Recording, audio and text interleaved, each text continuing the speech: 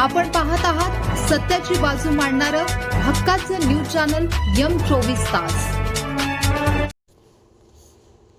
मकर संक्रांतीच्या आनंदावर विरजण, सेल्फीच्या नादात मुंबईच्या तरुणाचा नदीत पडून मृत्यू। मकर संक्रांतीचा सण साजरा करण्यासाठी मुंबईहून आपल्या मूळ गावी आलेल्या एका तरुणाचा सेल्फी घेताना पाय घसरून नदीत पडल्याने दुर्दैवी मृत्यू झाला।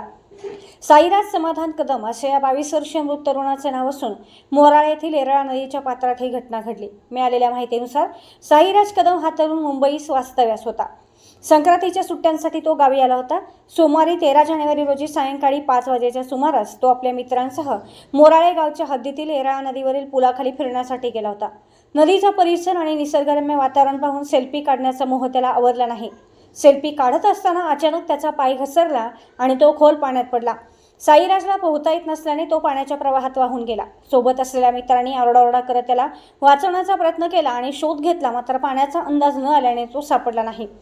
घटनेची माहिती मिळताच नातेवाईकांनी तात्काळ आयुष हेल्पलाईन सांगली आणि शिवशक्ती ॲम्ब्युलन्स ताकारी यांच्याशी संपर्क साधून मदतीचे आवाहन केले।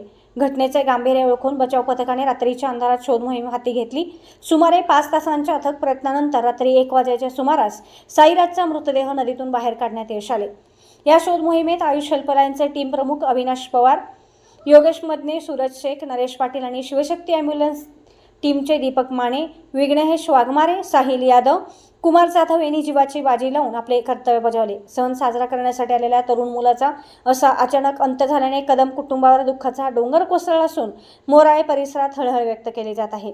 नदी, तलाव किंवा धोकादायक ठिकाणी सेल्फी काढताना पर्यटकांनी खबरदारी घेणे गरजेचे आहे, असे आवाहन करण्यात आले आहे। एका छोट्या चुकीमुळे संपूर्ण कुटुंबाला आयुष्यभराचे दुःख सोसावे लागते।